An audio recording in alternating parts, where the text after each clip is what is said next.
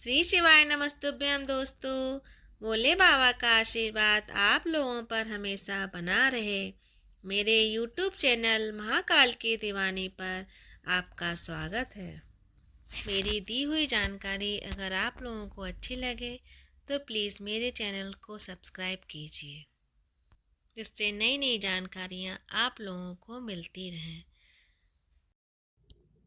राधे राधे दोस्तों, मैं आपको माघ मातम का दूसरा अध्याय सुनाने जा रही हूँ। माघ मास में राजा के ऐसे वचन सुनकर तपस्वी कहने लगा कि राजन, भगवान सूर्य बहुत ही शीघ्र उदय होने वाले हैं, इसलिए यह समय हमारे लिए स्नान का है, कथा का नहीं। सो आप स्नान करके अपने घर को जाओ और अपने गुरु श्री वशिष्ठ जी से इस माध्यम को सुनो। इतना कहकर तपस्वी सरोवर में स्नान के लिए चले गए और राजा भी विधि पूर्वक सरोवर में स्नान करके अपने घर लौटा और रनिवास में जाकर तपस्वी की सब कथा रानी को सुनाई। माघ मास तब सूत जी कहने लगे कि महाराज, राजा ने अपने गुरु वशिष्ठ जी से क्या प्रश्न किए और उन्होंने क्या उत्तर दिया, सो कहिए।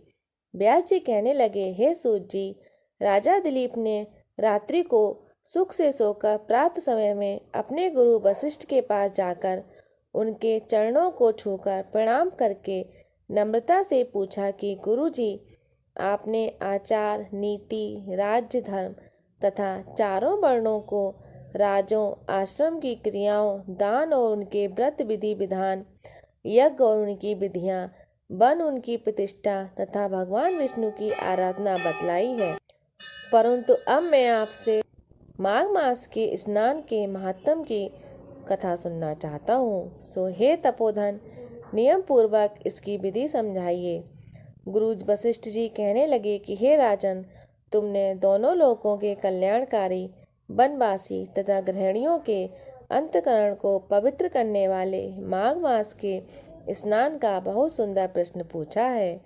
मकर राशि में सूर्य के आने पर माघ मास में स्नान का फल गौ, भूमि, तिल, वस्त्र, स्वर्ण, अन्न, घोड़ा आदि दानों तथा चंद्रायण और ब्रह्माकुर व्रत दनक से भी अधिक होता है। बैसाख तथा कार्तिक के जप, दान, तप और यज्ञ बहुत फल देने वाले हैं, परंतु माघ मास में इनका फल बहुत ही अधिक होता है।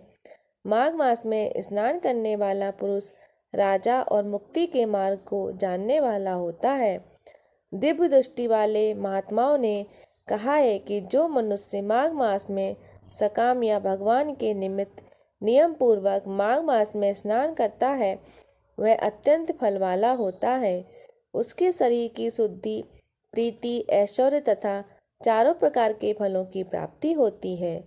अदिति ने 12 वर्ष तक मकर संक्रांति अन्न त्याग कर स्नान किया। इससे 3 लोगों को उज्जवल करने वाले 12 पुत्र उत्पन्न हुए। माघ मास में स्नान करने से ही रोहिणी, सुभद्रा, अरुधंती दानशील हुई और इंद्राणी के समान रूपवती होकर प्रसिद्ध हुई। जो माघ मास में स्नान करते हैं तथा देवताओं के पूजन में तत्पर रहते हैं, उनको सुंदर स्थान, हाथी और घोड़े की सवारी तथा दान को द्रव्य प्राप्त होता है और अतिथियों से उनका घर भरा रहता है। उनके घर में सदा वेद ध्वनि होती रहती है। वह मनुष्य धन है जो माघ मास में स्नान करते हैं, दान देते हैं तथा व्रत और नियमों का पालन करते हैं और दूसरे पुण्यों को क्षीण होने से मनुष्य स्वर्ग से वापस आ जाता है। परंतु जो मनुष्य माघ मास में स्नान करता है, वह कभी स्वर्ग से वापस नहीं आता। इससे बढ़कर कोई नियम, तप, दान, पवित्र और पाप नाशक नहीं है। भृंगु जी ने मणि पर्वत पर विद्याधरों को यह सुनाया था। तब राजा ने कहा कि ब्राह्मण, भृंगु ऋषि ने कब मणि पर्वत पर विद्याधरों को उपदेश दिया था, सो बतलाइए। तब ऋषि जी कहने लगे कि हे राजन, एक समय 12 वर्ष तक वर्षा न होने के कारण, जब प्रजा क्षीण होने के कारण संसार में बड़ी अग्निता फैल गई, हिमालय और विंध्याचल पर्वत के मध्य का देश निर्जन होने के कारण श्राद्ध, तप तथा स्वाध्याय सब छूट गए सारा लोग विपत्तियों में फंसकर प्रजाहीन हो गया, सारा भूमंडल फल और अन्न से रहित हो गया। तब विंध्याचल से नीचे बहती हुई नदी के सुंदर वृक्षों से आच्छादित अपने आश्रम से निकलकर श्री भृगु ऋषि अपने शिष्यों सहित हिमालय पर्वत पर गए। इस पर्वत की चोटी नीली और नीचे का हिस्सा सुनहरी होने से माघ मास मातम सारा पर्वत पीताम्बरधारी श्री भगवान के समान लगने लगा। पर्वत के बीच का भाग नीला और बीच बीच में कहीं कहीं सफेद स्फटिक होने से तारों से युक्त आकाश जैसी शोभा प्राप्त होता है। रात्रि के समय यह पर्वत दीपों की तरह चमकती हुई दिव्य औषधियों से पूरित किसी महल की शोभा को प्राप्त होता है। यह पर्वत शिखाओं पर बांसुरी बजाती और सुंदर गीत गाती हुई किन्नरों तथा केले के पत्तों की पताकाओं में अत्यंत शोभा को प्राप्त हो रहा था। यह पर्वत नीलम, पन्ना, पुखराज तथा इसकी चोटी से निकलती हुई रंग बिरंगी किरणों से इंद्रधनुष के समान प्रतीत होता था।